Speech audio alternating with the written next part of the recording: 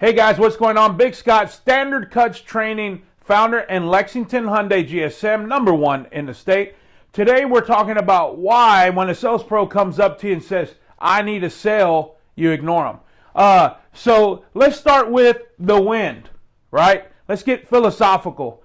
We all get the wind. The wind will blow on us and the wind will blow for us. So what does that mean? It's our God-given right. Every day that we wake up and we walk outside, we get the wind, we get the air.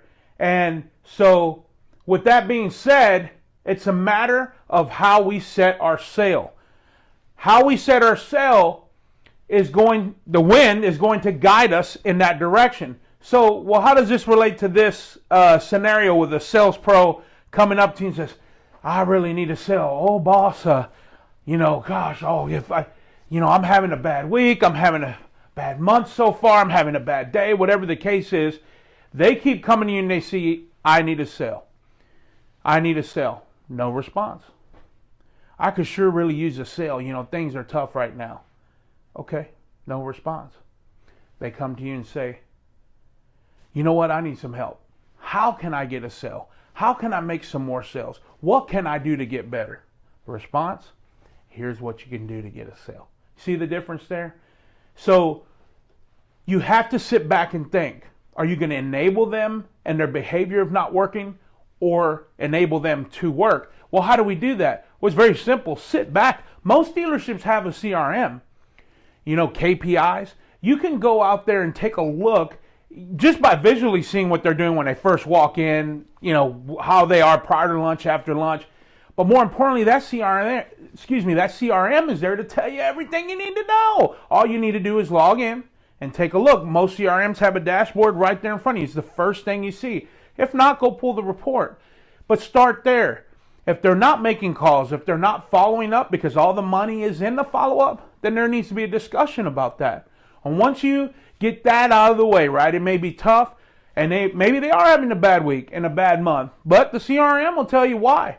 You sit back and you say, hey, here are a few leads, internet leads, as well as internet leads, manifest lists, people coming off lease, people who typically trade. Like our CRMs provide all that data. A manifest list is to get people back in the door, people who have done business with you.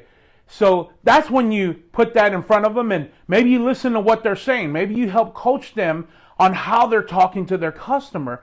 So there's a big difference between I need something and I want something and how you have to react to that. Also, I believe it was the great Tupac Shakur who said, we all have the same 24 hours a day. So with that, I'll leave you with this. What are you doing today? If you're in sales, what are you doing today to get better, right? How are you working to get that sale? And if you're a manager, what are you going to do today to motivate your people? And motivation is just part of it. Help your people. Because at the end of the day, I do when somebody is down. And we know when they're down. It's not a matter when they run to the desk and they want to get in your ear and try to sway all the cheese deals that come their way. I do not practice that philosophy.